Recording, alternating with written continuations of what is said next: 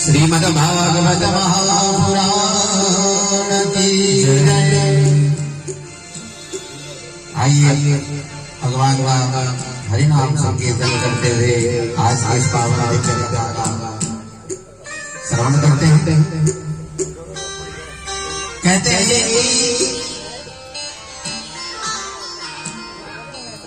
भगवान की दिव्य रस माधुर्य भरी भरी भगवान की कथा है ना, ये कथा बड़े भाग्य से हमसे प्राप्त होती है।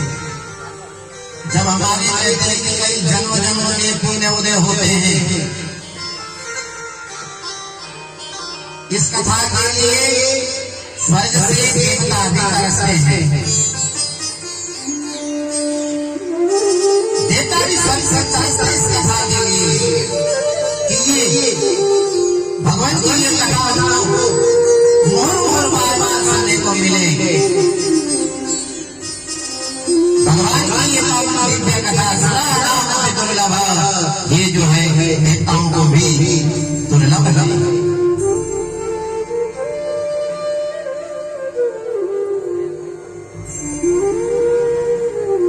उन दिवंगत आत्मा के जन्म जन्म के जो ये पुण्यों का उदय हुआ, तब जाकर के भगवान इस पावन कथा की सदसदी हसी मनुष्य को प्रदान नहीं करता है।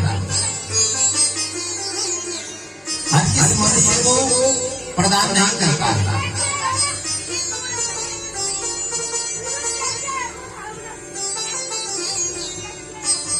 भगवान की ये पावन कथा कैसे है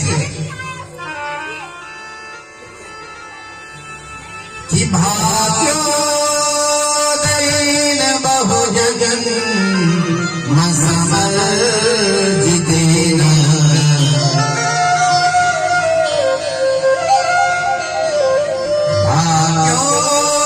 भाग्योदयेन बहुजन मसमल जितेन सत्संगम च लभते पुरुषो यथा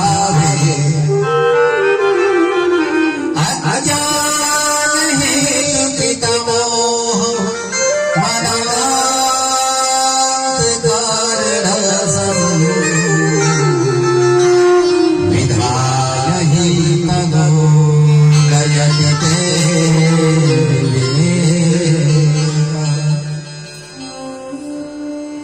कहा है एक जन्म का नहीं, अनेक जन्म का। जब मनुष्य का भाग्योदय होता है, तब जाकर श्रीमद् भागवत की कथा श्रवण करने की रुचि मनुष्य पाता है।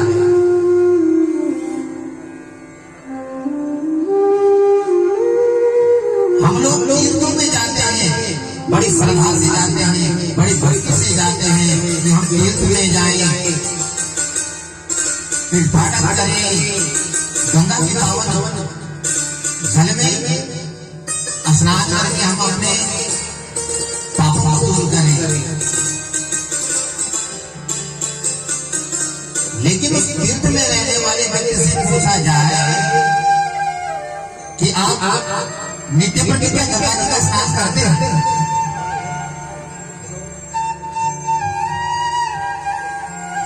क्योंकि जब हमारे जन्म जन्म के पुण्यों का उदय काल होता है, तब जाकर के हमको यह भगवान की कथा कहने का और कथा सुनने का अवसर प्राप्त होता है संसार से।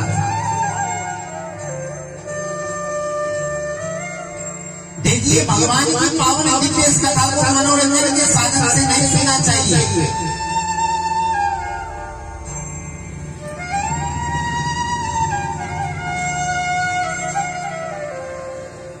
इस कथा में हमारे संगीत शास्त्री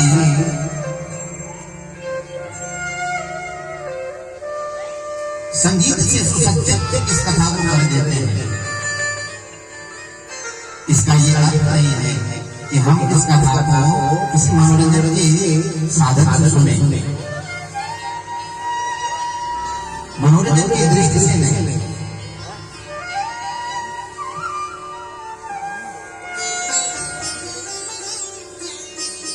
क्योंकि ये कथा क्या है? ये वेद रूपी कल्प वृक्ष का फल है हमारे लिए।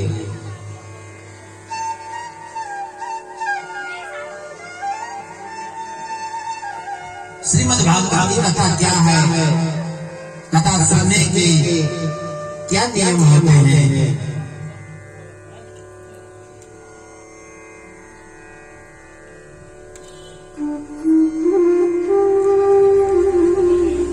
ये भगवान के महात्मा की कथा है। बोलो श्री कृष्ण चंद्र भगवान की,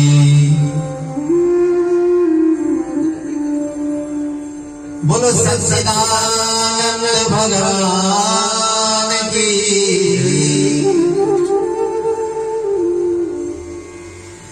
मेरे परमात्मा सच्चिदानंद है,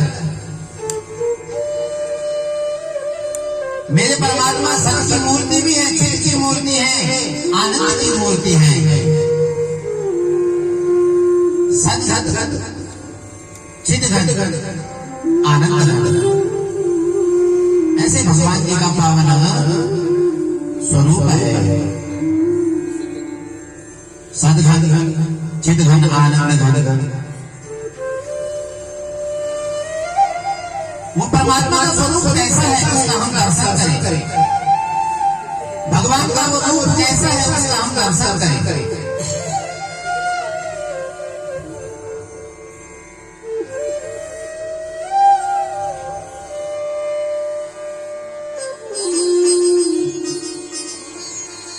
क्योंकि जिन दिवंगत जीव के लिए उनके मुक्ति और उनके उद्धार के लिए ये पावन दिव्य भागवत श्रीमद् की कथा की जा रही है।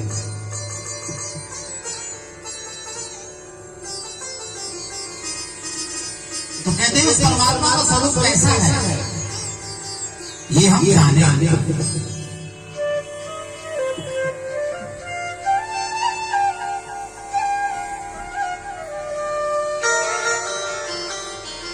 सच्चिदानंद रूपाय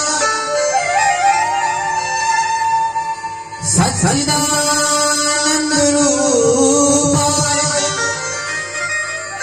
विश्वोत्पत्त्यादिहेतवे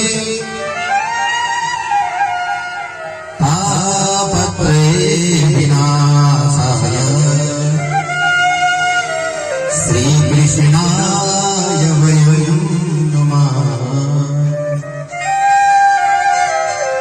श्री कृष्णाय वयं नमः। जीवन की तीन बातें हैं जो बहुत समझने की है, और यह तीनों ही बातें सत चित और आनंद है।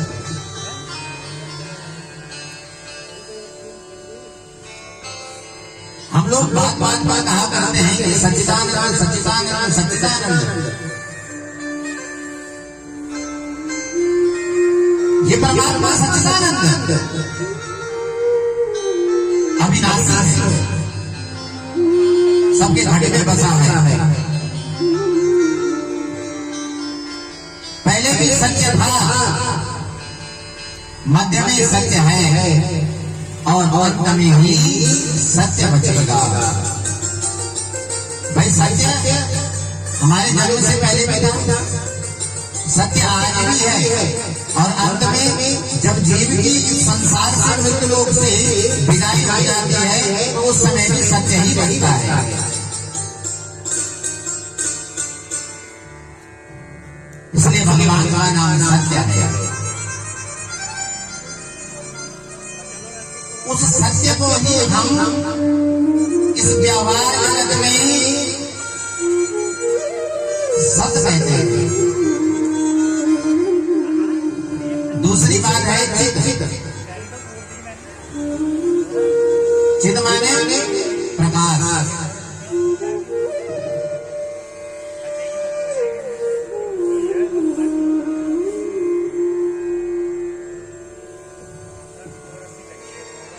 जिस प्रकार वह पावन परमात्मा हमको दिखाई नहीं देता, चित्त और अंतःकरण में उसका ध्यान करके अंतःकरण से हमें उसके दर्शन होते हैं।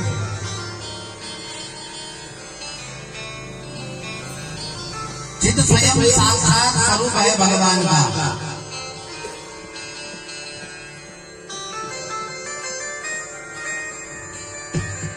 और फिर अंत में आता है सत चित और आनंद। आनंद की परिभाषा शास्त्रों में बड़े सुंदर रूप में वर्णित है कि यह आनंद क्या है।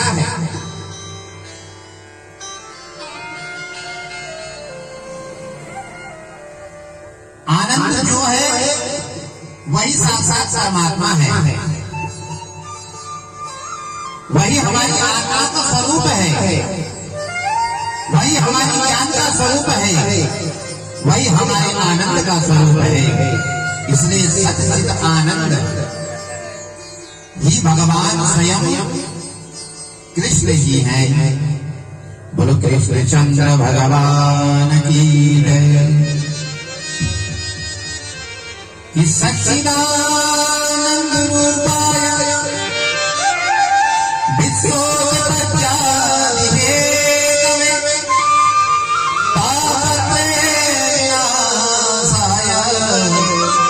श्री कृष्णाय वयं नमः।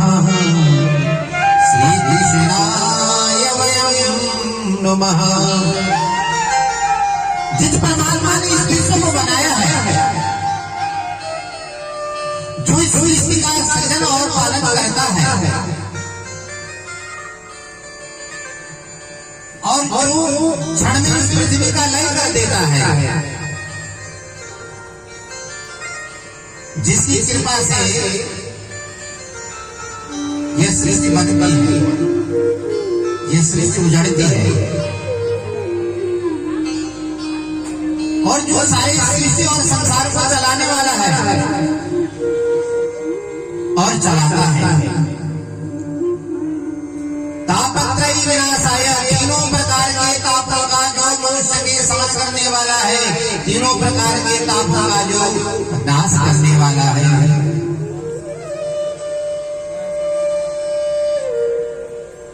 वो तीन ताप कौन से हैं ऐसे? दैहिक दैविक भौतिक ताप।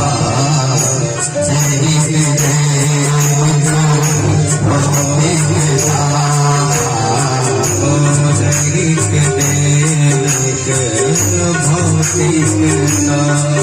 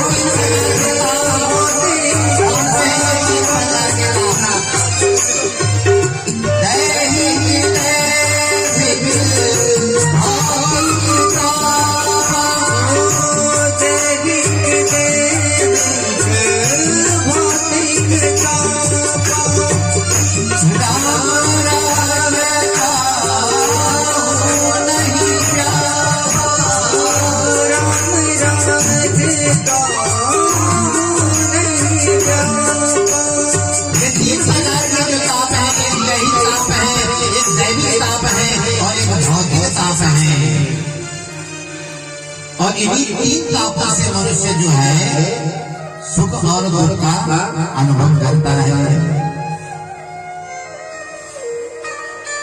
ये तीन प्रकार के ताप है, आपको याद रखो। एक दैहिक ताप है, एक दैविक ताप है और एक भौतिक ताप है। इस संसार में कोई भी व्यक्ति ऐसा नहीं है जो इन तीनों तापों से घिरा हुआ न हो।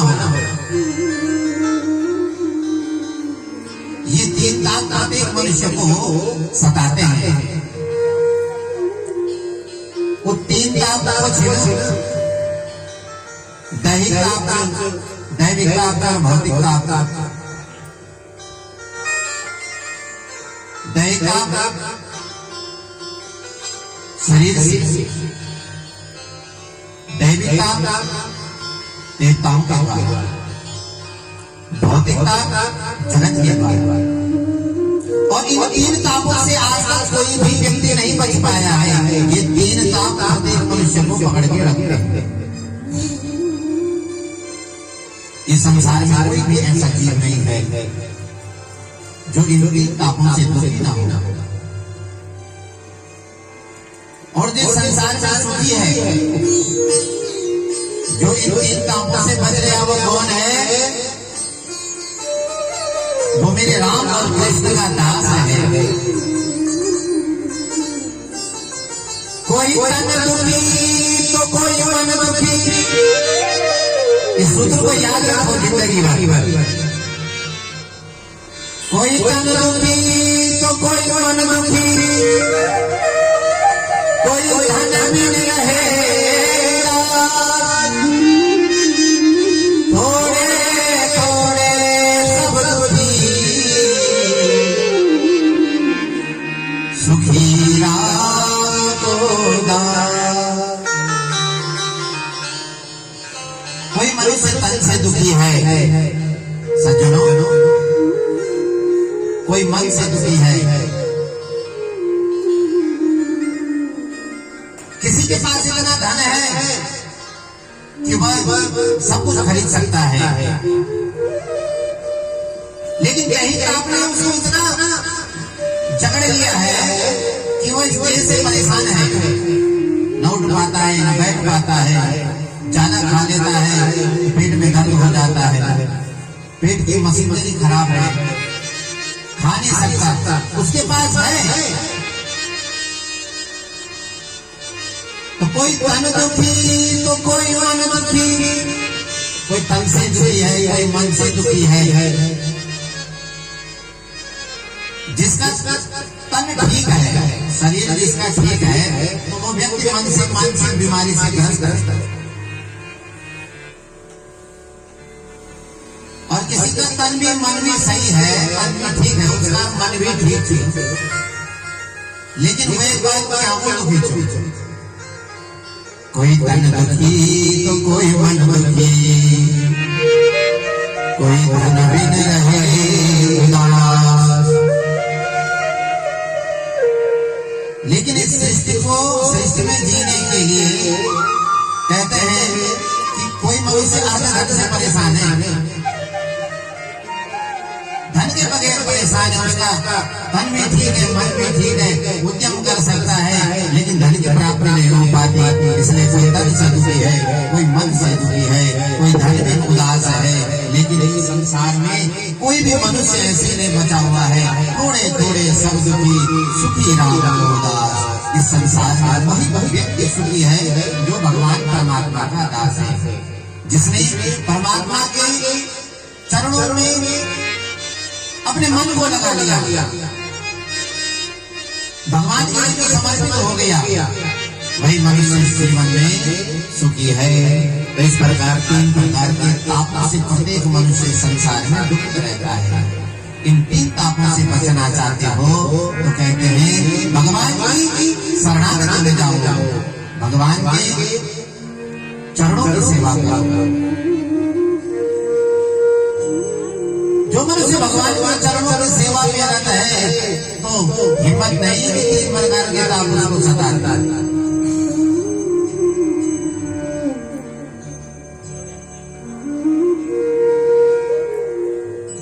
संत देवरी वाणी से वर्णन करते हैं, कबीरा सब जग निर्धन, कबीरा सब जग निर्धन, धनवंता नहीं को,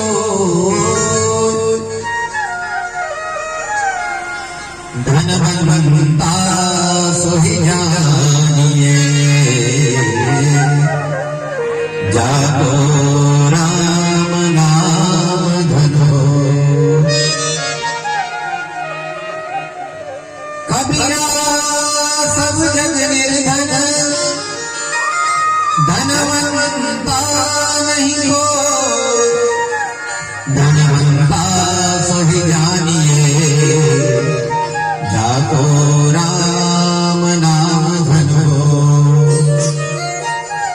अरे संसार सुखी वही है, इस संसार में धनवान कौन व्यक्ति है?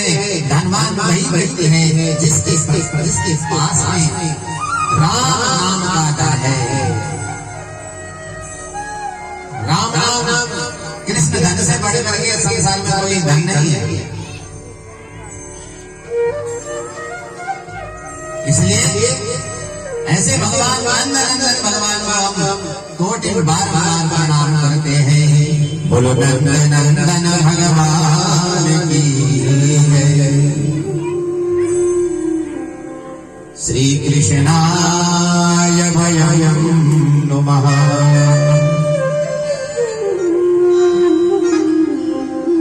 इस श्रीमद् भागवत के जो आराध्य और प्रधान देवता है वो कौन है?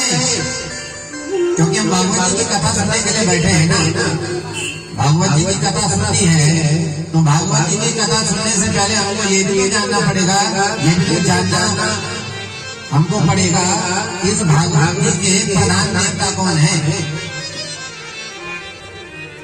तो कहते हैं इस भागवत जी के प्रधान देवता कौन है? मेरे भगवान नंदन नंदन भगवान गोविंद है।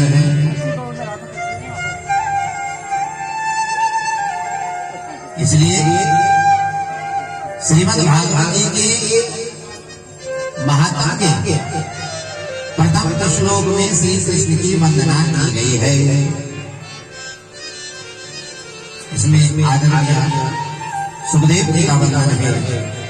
जिस आचार्य सुखदेव जी ने जन्म लेते ही संन्यास ग्रहण कर लिया, सीधे भक्त की ओर चले गए। व्यास पीछे पुत्र पुत्र कहते कहते थक गए। परंतु आचार्य सुखदेव को लौट कर जाने की इनमें सामर्थ्य नहीं रही। यही ऐसे परम वंदनीय सर्वभूत हृदय से सुखदेव जी का हम वंदन करते हैं।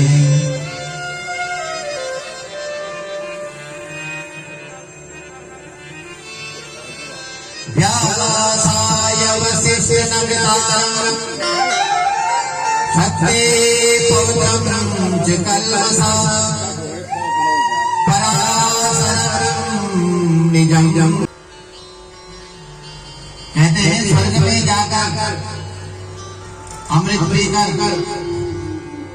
जीव स्वर्ग का अधिकारी तो हो जाता है, लेकिन जब स्वर्ग में जाकर के उसके पुण्य समाप्त हो जाते हैं तो तब उसको जो है कि फिर यहाँ भेज दिया जाता है। लेकिन जो भागवत रूपी अमृत का पान करता है वो इस सृष्टि में जन्म जन्मांतर से मुक्त हो जाता है। जो पुनर्पि जन्म और पुनर्पि मरण का जो ये चक्कर है ना 84 का, वो चक्कर यहाँ से समाप्त हो जाता है।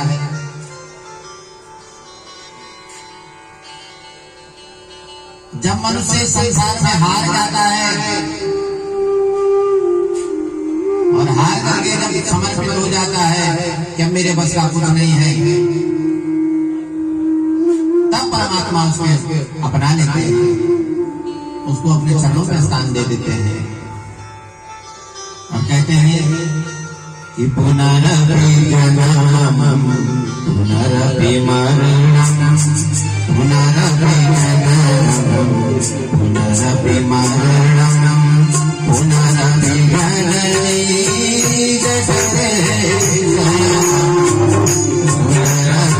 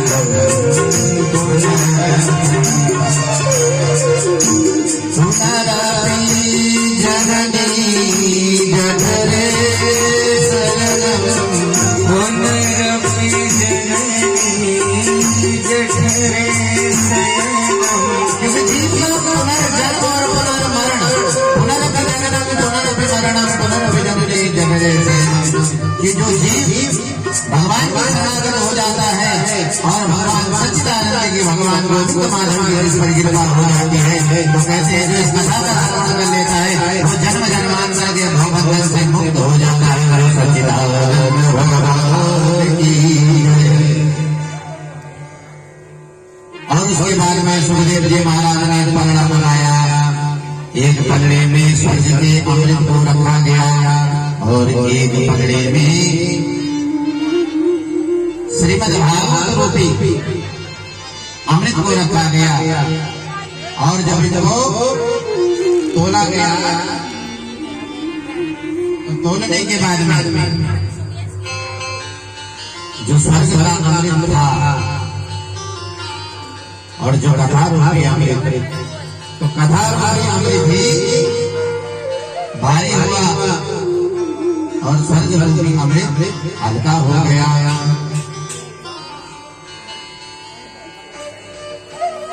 लघु नुन्यादिजातानि गौरवेणं विदमः तथा ऋषिगणां सर्वे विस्मयं परमं ययो। भागवत का पलड़ा नीचे हो गया और स्वर्ग का अमृत का पलड़ा ऊपर हो गया। भाई जिसमें वजन ज्यादा होगा वो नीचे झुकेगा और जिसमें वजन नहीं होगा वो ऊपर ही ऊपर रहेगा। इसलिए इससे यह सिद्ध हो गया ये श्रीमद् भागवत की पोथी श्रीमद् भागवत की पोथी नहीं है, ये कागज के पन्ने नहीं है। इसमें स्वयं भगवान कृष्ण विराजित है। साक्षात कृष्ण है। श्रीमद् भागवताख्योऽयं प्रत्यक्षं कृष्ण एव हि प्रत्यक्षं कृष्ण एव हि। साक्षात स्वरूप भगवान कृष्ण का है। ये श्रीमद् भागवत जी की पोथी को आप कागज के साथ,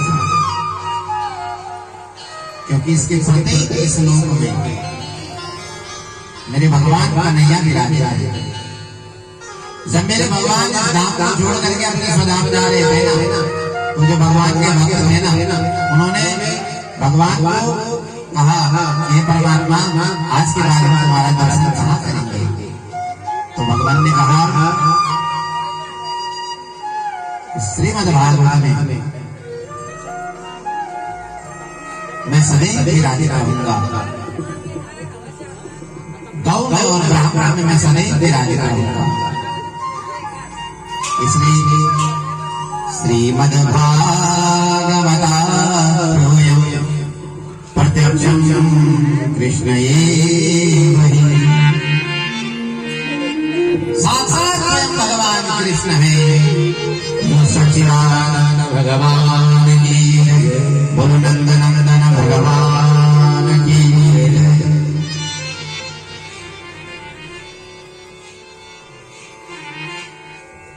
श्री कृष्ण गोविंद हरे मुरारी।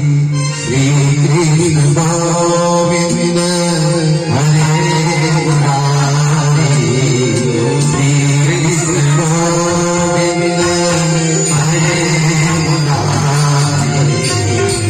श्री कृष्ण गोविंद हरे मुरारी।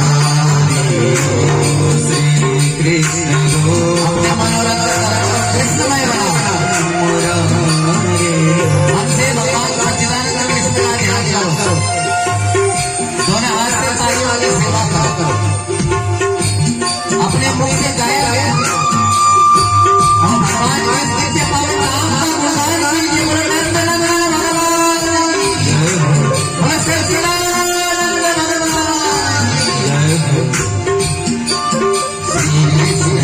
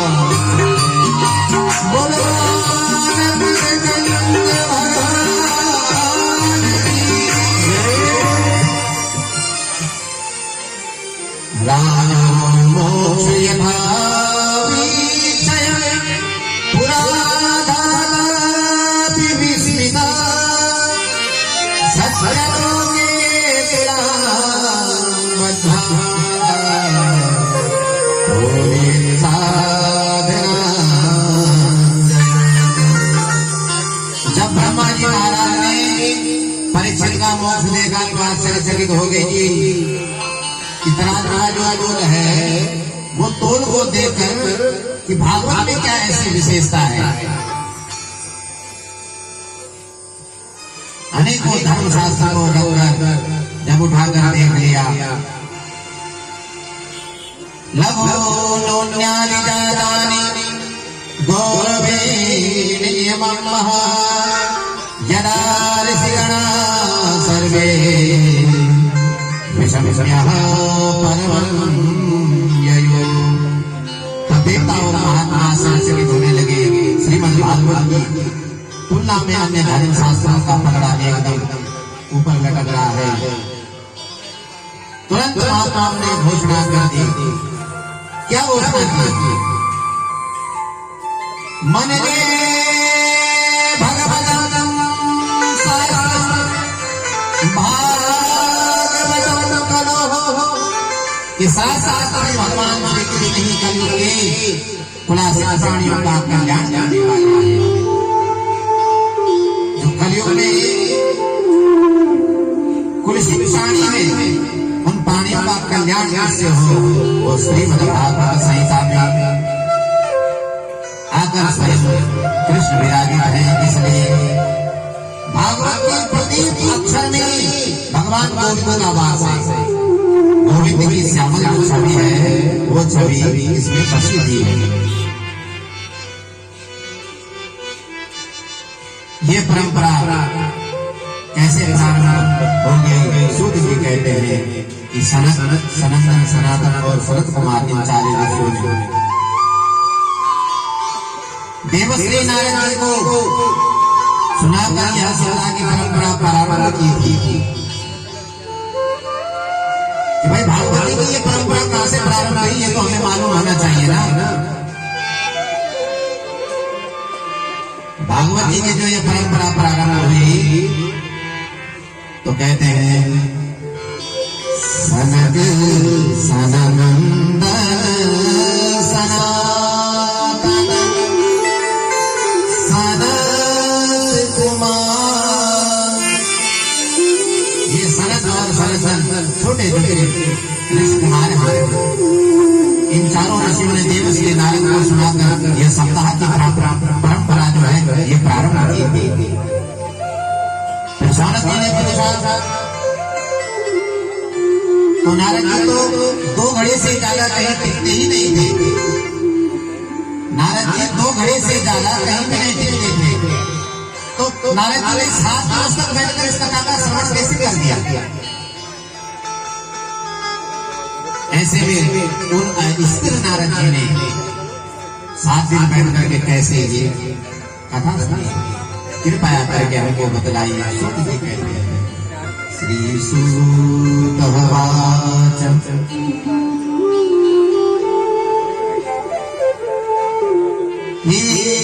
गाहि विसाया चक्रासयो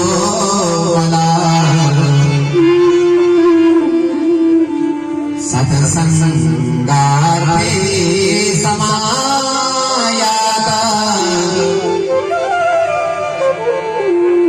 ददशो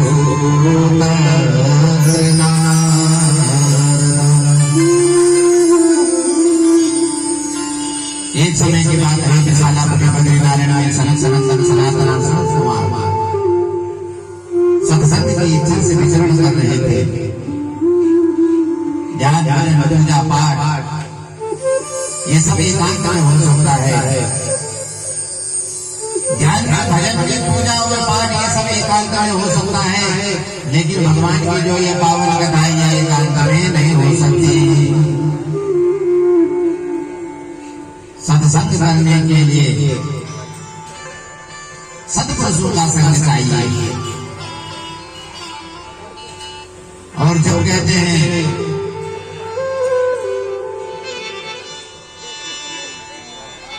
वक्ता जिज्ञासु होता है, श्रोता जिज्ञासु होता है, तब जाकर के वक्ता श्रोता के भाव को पढ़ करके तब कथा को कहता है।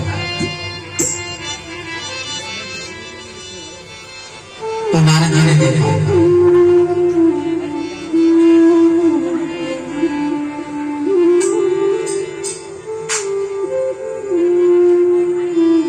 विशाला बने में बैठ करके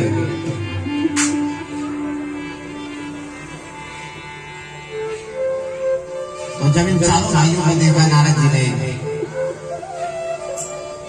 तो नारद जी बड़े प्रसन्न हुए।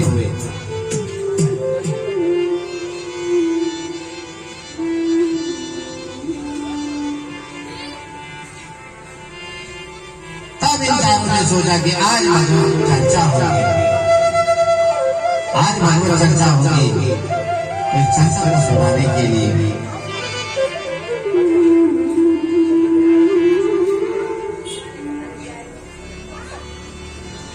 सनकादियों का तो जीवन ही भगवत चर्चा है।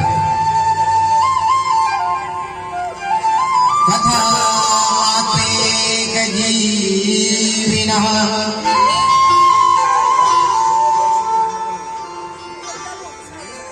कथा मात्रिक जीवी। और सूत जी महाराज भी प्रसन्न है, इधर नारद जी भी प्रसन्न है। हमारी मन की चिंताओं को शंका को दूर करने वाले परम श्री संत नारद जी चिंतामग्न है। हमें बड़ा आश्चर्य होता है। कथम ब्रह्मादि नमः पिता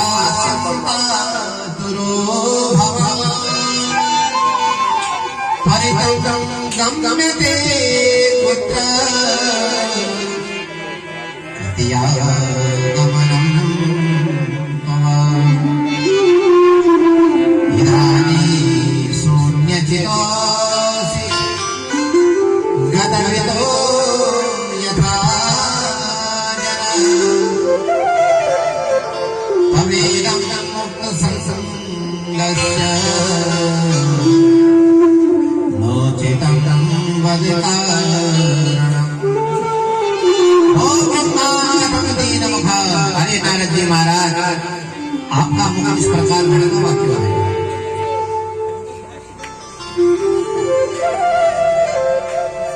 आपको देख करके लग रहा है कि आप जो है असंतोष में है। गतवितो यथा जनम।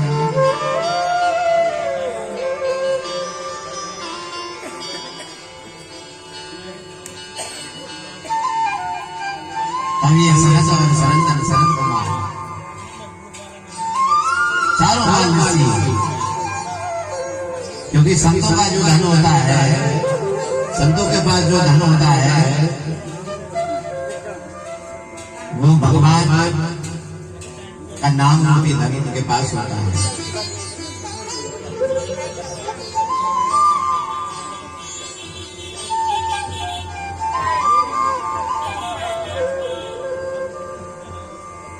तब नारद जी ने चारों अग्रजों को प्रणाम करते हुए अपनी समस्या बतलाई कि मैं ऐसे मुंह लटका करके नारद जी असंतोष में थे।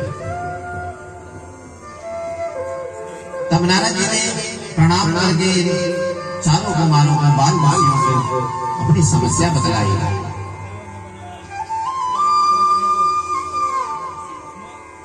मैं जगह जगह गया, मुझे आनंद की प्राप्ति नहीं है, शांति की प्राप्ति नहीं है।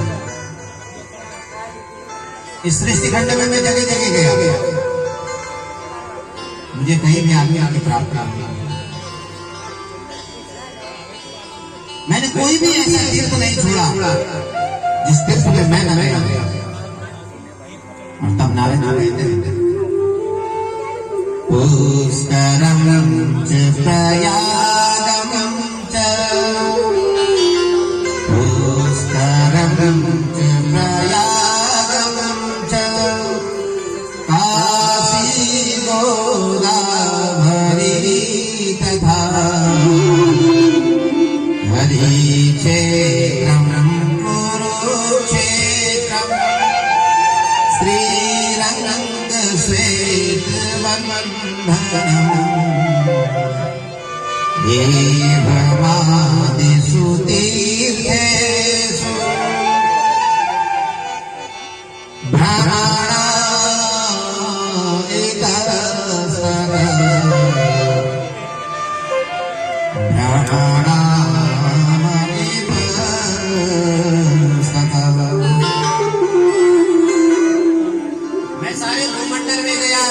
मंडल में जाने के बाद भी मुझे शांति नहीं मिली।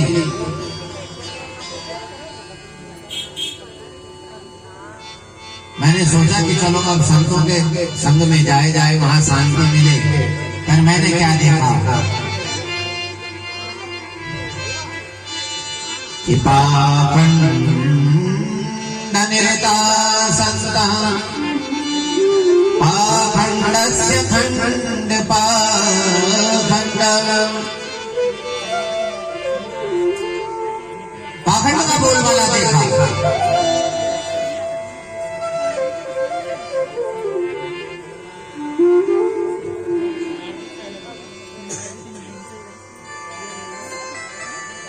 मनुष्य प्रत्येक कुसंग में फंसा हुआ है, झूठ का बोलबाला है, नाना प्रकार के पाप कर रहे हैं। खंड खंड है कि पाखंड।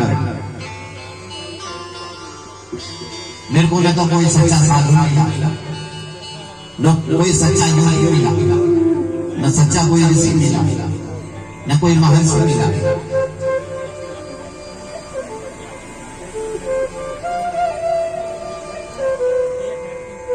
बड़े बड़े नदी और जंगले मैंने देखे, तीर्थों में जाकर पुष्कर गया, प्रयाग गया, गोदावरी गया, हरिक्षेत्र में गया, कुरुक्षेत्र में गया, श्रीरंग श्वेतवंत में गया। बड़े बड़े रंगले बंगले देखे। मैंने पूछा कि ये रंगले बंगले किसके? ये त्यागी की महात्मा है, इनका रंगला बंगला है। त्यागियों के भी मैंने बड़े बड़े बंगले देखे। तो त्यागी पुरुष तो त्यागी होता है, उसके भी कैसे रंगले बंगले?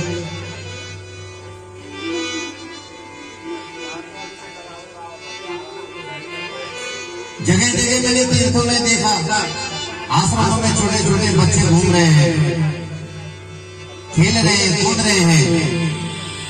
मैंने पूछा ये बच्चे किसके हैं? तो कहा ये बच्चे ब्रह्मचारी के हैं। ऐसी किसी बातें विचित्र लीलाएं। जो त्यागी होता है उसका काम उसने त्याग दिया। त्यागी का काम संपत्ति एकत्रित करना नहीं होता, ब्रह्मचारी का काम बच्चे पैदा करना नहीं, गृहस्थी का काम। तपसी धनवंत ग्रहे, कलि कौतुक तात न जात कहे। पहले संत महात्मा जितना विरक्त होता था उतना वो पूजा जाता था। जो संत जितना वैराग्य होता था, जो संत जितनी तपस्या करते थे,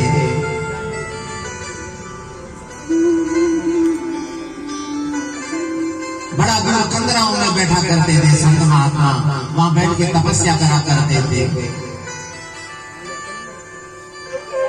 तो पहले संत महात्मा जितना विलग्न हुआ करते थे उतना ही उनको महान संतों का दर्जा प्राप्त होता था।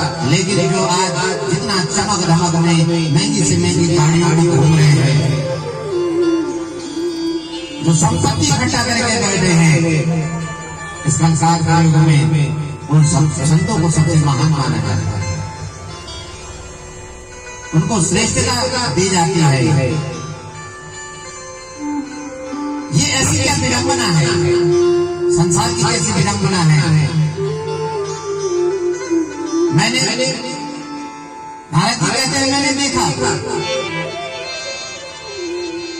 कि तरुणी प्रभुतागे श्यालो बुद्धिदायक, तरुणी प्रभुतागे श्यालो बुद्धिदायक, कन्या विद्रणयो लोहा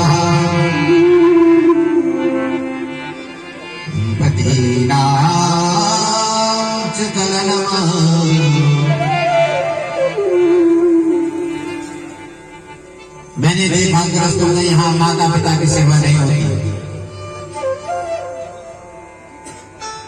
माता पिता की सेवा जब तक होती है जब तक तिजोरी में माल है, जब तक रुपया पैसा है।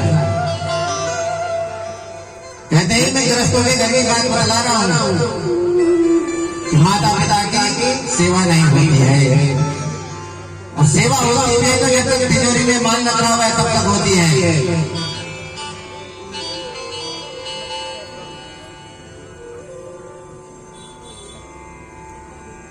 और घर घर में देवी जी का एक बोलबाला है,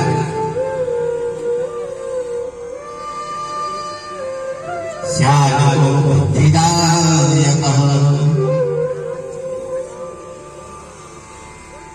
भाई की बात को व्यक्ति नकार दे रहा है कलिकाल के युग में, लेकिन साले की बात को सर्वोपरि रखता है। श्यालो बुद्धिदायक,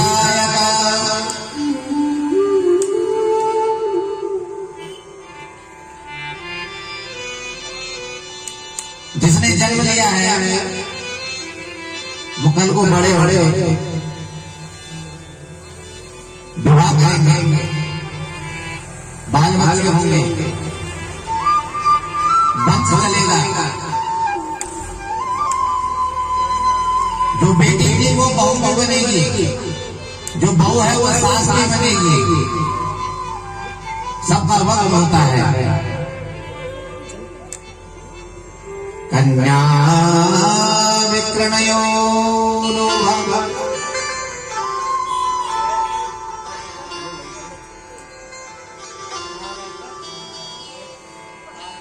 इस प्रकार से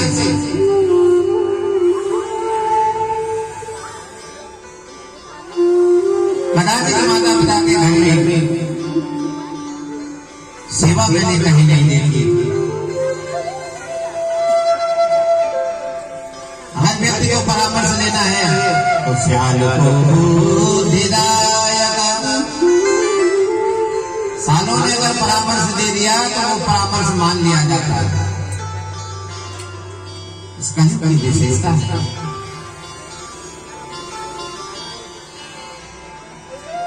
तो मैं इस श्लोक में सब देख करके आया। एवं पश्चात्कले दोषा पर्यटनम विहीनम महः यामनम तटमापनो तत्र लीला हरेरभो। मृत लोक में यह चिन्ह देख करके मेरा मन अशांत हो गया और अशांत हो गया, तो मैंने सोचा कि अब मैं यहाँ से कहीं दूर जाऊं। तब मुझे तुरंत श्री राम वृंदावन का स्मरण आया। मैंने प्रभु जी का दिव्य प्राकृतिक भूमि में यमुना जी के पावन जल में स्नान किया, और यमुना जी के पावन जल में स्नान करने के बाद में चित्त मन और करते हुए सीधे यमुना के तट पर वृंदावन धाम में पहुंच गया। और वहां पहुंचकर मैंने एक बहुत बड़ा आश्चर्य देखा।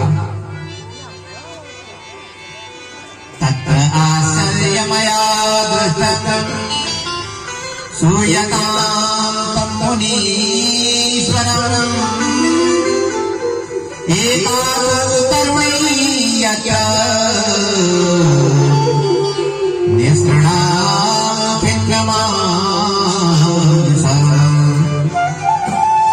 मैंने देखा एक युवती खिन्न मन से बैठी हुई है और आंखों में उस युवती के अश्रुधारा बह रही है।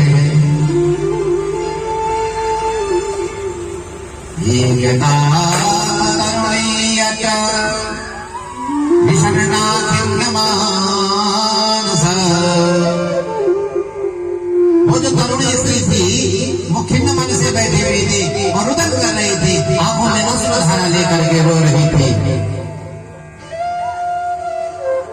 मैंने उसको रोते हुए देखा और उससे पूछा कि हे देवी, तुम्हारे दुख का क्या कारण है? तुम्हारा मन इतना द्रवित क्यों हो गया?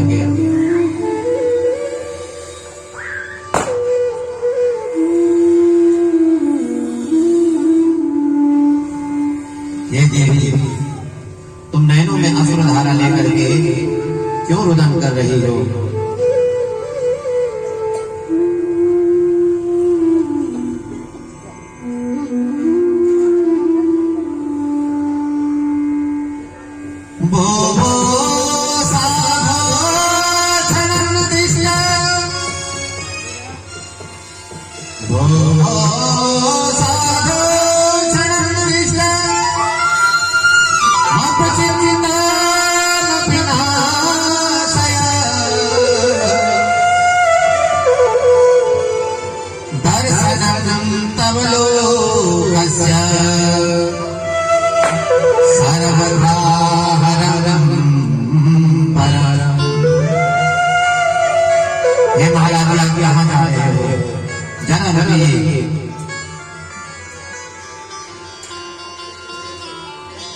नारद जी कहते हैं उस देवी देवी के पास पहुंचा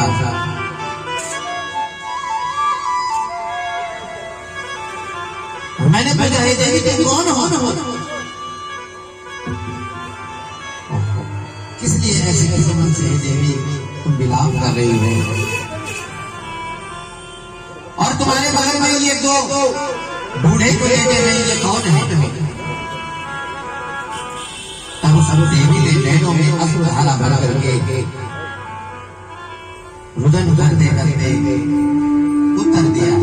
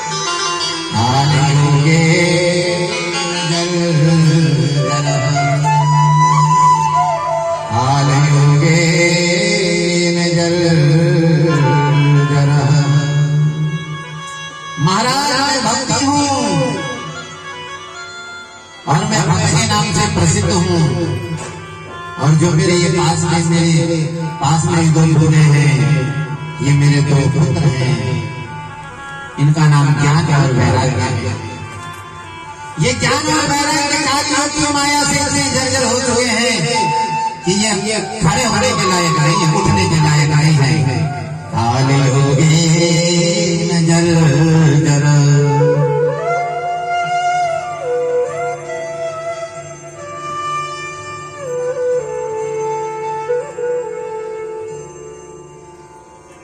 महाराज मेरा कल्याण कैसे होगा?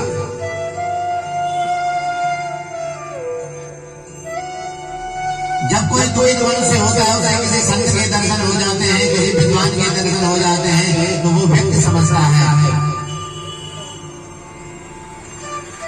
कि संत और महात्मा इस दुख से मुझे मेरा इस दुख से निवारण कर देंगे। एक मन में आस लगती है, और जब आस लगती है तो उसे लगता है देखते देखते उसका दुख जो होता है ना वो थोड़ा कम हो जाता है। आदमी जब घर पर बीमार पड़ता है तो बहुत घबराता है। कोई बीमार आदमी जब घर पर बीमार होता है तो बहुत घबराता है, उसको दर्द होता है, बड़ा दुख होता है। लेकिन वही बीमार व्यक्ति जब हॉस्पिटल पहुंच जाता है, हॉस्पिटल पहुंचने के बाद में जब अनेक बीमार व्यक्तियों को देखता है तो उनके सामने उसको अपना दुख कम लगता है। इसलिए भक्ति ने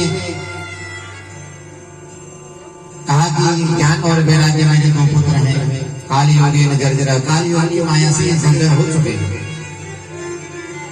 वृंदावनम पुनः प्राप्यम नवीनेव स्वरूपणी इदं स्थानं परित्यज्य विदेशो गम्यते मया। इस ब्रजभूमि में आते ही मैं नवयौवना हो गई, पर न जाने क्यों मेरे दो बालक ज्ञान और वैराग्य बूढ़े हो गए, कालियों की माया से जर्जर हो गए हैं। बालकों की इस स्थिति को देख करके मैं इस स्थान को छोड़ करके विदेशो गम्यते मया, विदेश की भूमि को अपना लूंगी। नारद जी ने सारी स्थिति को क्षण में समझ लिया, क्योंकि संत का जो जीवन है, संत का जो शरीर है वो परमार्थ के कारण है। संत अपने लिए नहीं जीते, संत परमार्थ के लिए जीते हैं, जीवों का कल्याण करते हैं। तो कहते हैं तेन युक्त सदाचारो योग मार्गोपस्थित। बुद्धिमान व्यक्ति वही है जो दुख में धैर्य धारण करे। बुद्धिमान वही है जो धैर्यपूर्वक अपने नियमों का पालन करता रहे, क्योंकि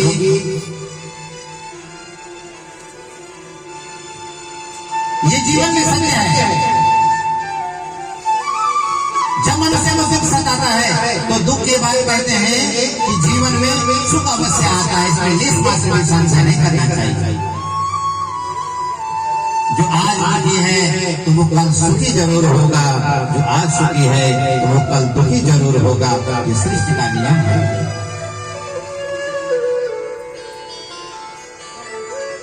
वर्षे वर्षे कमा ज्यादा मंगलम लाभ दृश्यते।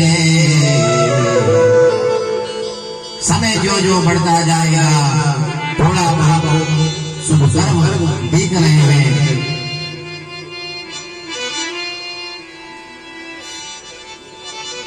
श्री धाम वृंदावन में भक्ति नवयुवती बनकर के नाच रही है।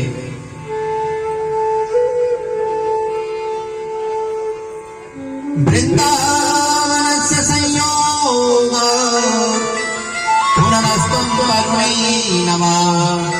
धन्या वृंदावनम तेया भक्तिर्तते यत्र जः।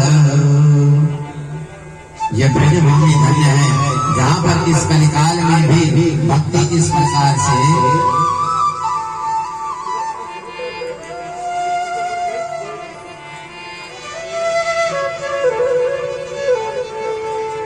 तो उसके बाद में तब नारद जी को कहा, ये नारद जी किस प्रकार से मेरे ये दो पुत्र जो ज्ञान और वैराग्य हैं ये कैसे कैसे ये दोनों मेरे पुत्र ज्ञान और वैराग्य हो। तो नारद जी के पास जितना जो कुछ भी था नारद जी के पास, जो चूरन थी, जो चटनी थी, नारद जी ने इनको सब खिलाया। इनको बार बार गीता का पाठ, बार बार इनको गीता का पाठ सुनाया, वेद सुनाए, उपनिषद सुनाए।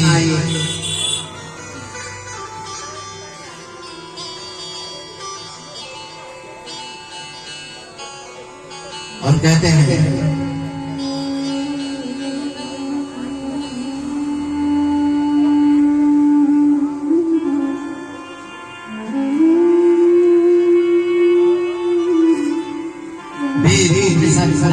बार बार मुहुर मुहुर मुहुर मुहुर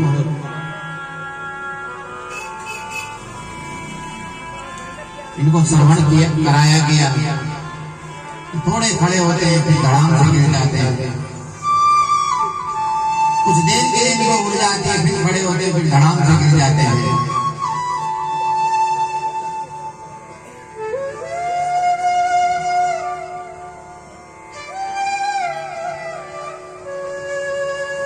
इस कलिकाल कलयुग में क्या है?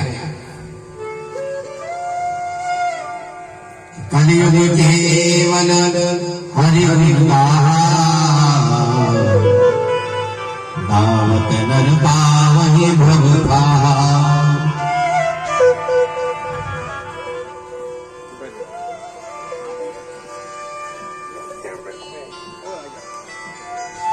कलिकाल कलयुग में जो बड़े बड़े यज्ञ करने से जो फल की प्राप्ति होती है, कलिकाल कलयुग में बड़े बड़े यज्ञ करने से जो फल की प्राप्ति होती है, वह कलिकाल कलयुग में कहते हैं नाम संकीर्तन से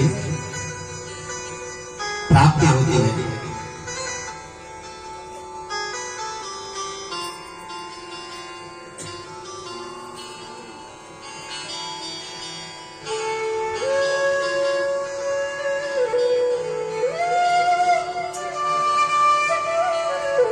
ये भागवत रूपी जो कल्प वृक्ष है,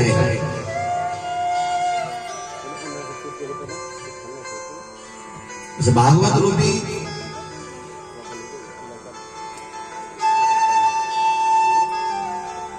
जो कल्प वृक्ष है, कल्प वृक्ष के जो फल है, इस फल से जीव मात्र का शीघ्र कल्याण होता है।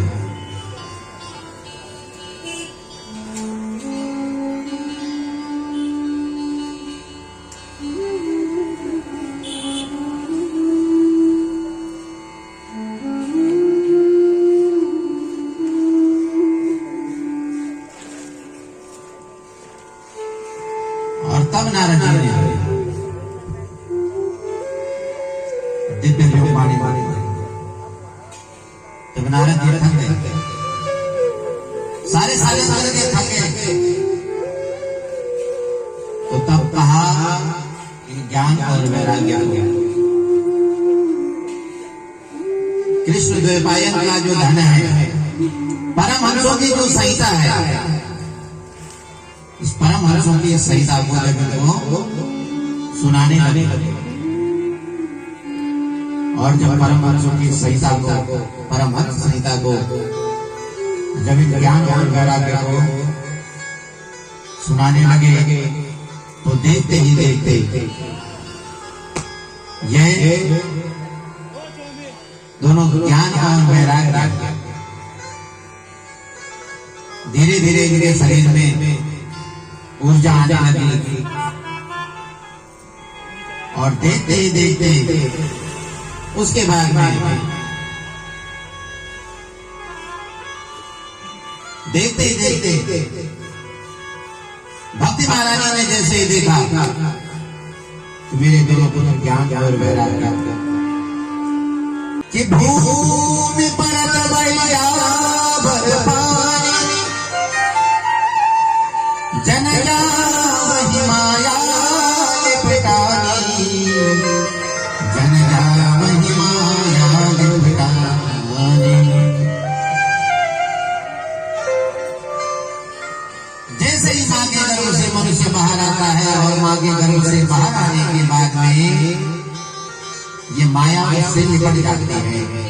और माया जब लिपट जाती है तो उसके बाद वो माँ माँ करके चिल्लाने लगता है। और जब माया उसको लिपट गई तो माया के बंधन में बंध जाता है। और उसके बाद में कहते हैं, माया के बंधन में जब मनुष्य फंस जाता है ना, तो माया के बंधन में फंसने के बाद में ये मेरा वो मेरा, लेकिन जो मुख्य प्रयोजन है उसको लास्ट में भूल जाते हैं, अंत में भूल जाते हैं कि हम यहाँ किस लिए आए। न जाने हमने कितने बार जन्म लिया,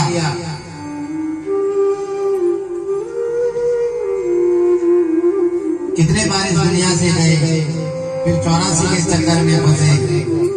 कभी किसी के पिता बने, कभी किसी की माँ बने, कभी किसी के भाई बने, कभी किसी की संतान बने। पुनरपि जन्म पुनरपि मरण, ये बार बार हमारा होता रहता है। वो माया हमसे लिपटी रहती है। और माया के वशीभूत जो जीव है वो जीव परमात्मा को नहीं पहचानता। कहते हैं कि पापों से अगर बचना चाहते हो तो भगवान से प्रीति करो, भगवान से प्रीति करो। दुनिया में सारे कर्म करो, सब काम करो, परिवार बनाओ, उनका भरण करो, पालन करो, पोषण करो, लेकिन उसके बाद में एक घड़ी आधी घड़ी भगवान के नाम का स्मरण किया, अपने इष्ट का ध्यान किया। जिस पर इष्ट की कृपा हो जाती है उस पे न जाने कितने संकट भी आ जाए तो वो संकट पल में दूर हो जाते हैं। तो आइए ये भागवत जी का महात्मा है। और श्रीमद् भागवत के जो प्रधान देवता है वो मेरे भगवान माधव, मेरे गोविंद है। इस बात का ध्यान रखिए,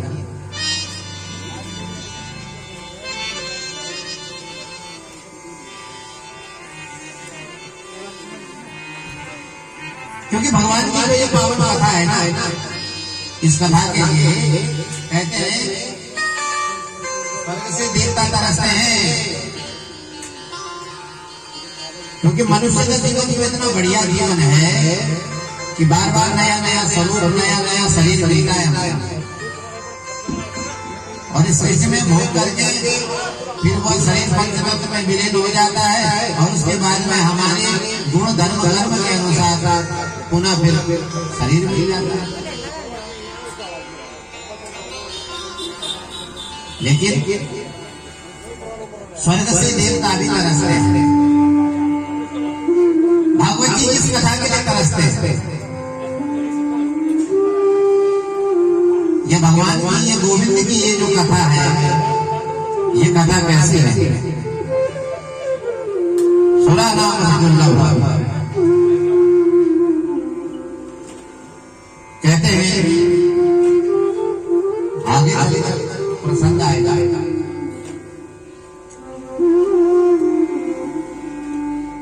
कि जब राजऋषि परीक्षित को ये श्राप लग गया कि 7 दिन में इसकी मृत्यु हो जानी है,